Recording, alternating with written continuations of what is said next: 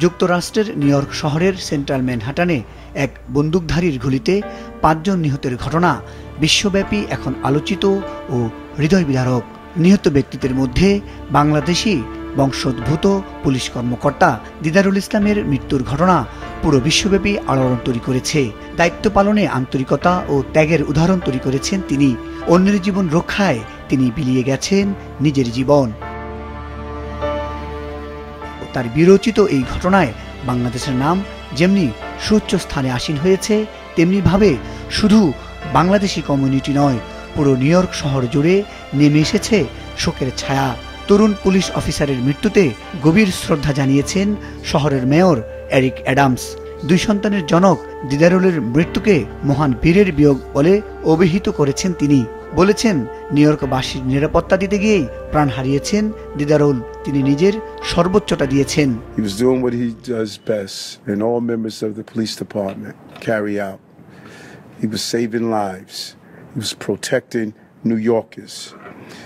He's an immigrant from Bangladesh, and he loved this city. And everyone we spoke with stated he was a person of faith and a person that believed in God and believed in living out the life of a godly person. New York সহ বিশ্ব গণমাধ্যমগুলোতে উঠে এসেছে এই ঘটনা। সেখানে বলা হয়, বাংলাদেশি বংশোদ্ভূত দিদারুল যুক্তরাষ্ট্রে একজন অভিবাসী নাগরিক ছিলেন।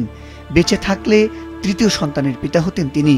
তবে ভাগ্যের নির্মম বাস্তবতায় মাত্র 34 বছর বয়সে পৃথিবী থেকে বিদায় নিয়েছেন দিদারুল। বর্তমানে তার স্ত্রী সন্তান সম্ভবা। ঘটনার সময় পার্ক অ্যাভিনিউতে ডিউটিতে ছিলেন তিনি। বন্দুকধারীদের হামলায় আরও 3 জন নিহত হয়েছে বলে জানিয়েছে কর্তৃপক্ষ। এরই মধ্যে 2 জন পুরুষ ও 1 জন নারী। আরেকজনের অবস্থা আশঙ্কাজনক। সন্দেহভাজন বন্দুকধারী 27 বছর বয়সী এক তরুণ। তার নাম সেন তামুরা। তিনি আত্মহত্যা করেছেন বলে জানিয়েছেন পুলিশ। এছাড়া হামলাকারী মানসিকভাবে বিকারগ্রস্ত ছিলেন বলেও জানানো হয়েছে, যদিও এই হামলার উদ্দেশ্য এখনো অজানা। Early tonight I met with the officer's family.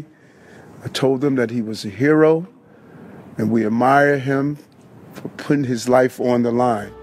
দিদারুলের শোক সন্তপ্ত পরিবারের সঙ্গে সাক্ষাৎ করেছেন নিউ ইয়র্ক সিটি মেয়র। পরিবারের প্রতি সমবেদনা জানিয়েছেন তিনি। দিদারুলের মৃত্যুর খবর শুনে তার বাবা হৃদরোগে আক্রান্ত হয়ে হাসপাতালে ভর্তি আছেন বলে জানিয়েছে সে দেশের গণমাধ্যম। নিহত দিদারুল ইসলামের গ্রামের বাড়ি বাংলাদেশের মৌলভীবাজারের কুলাউড়ায়। মুজাহিদ সাকিব, মাছরাঙ্গা নিউজ ডেস্ক।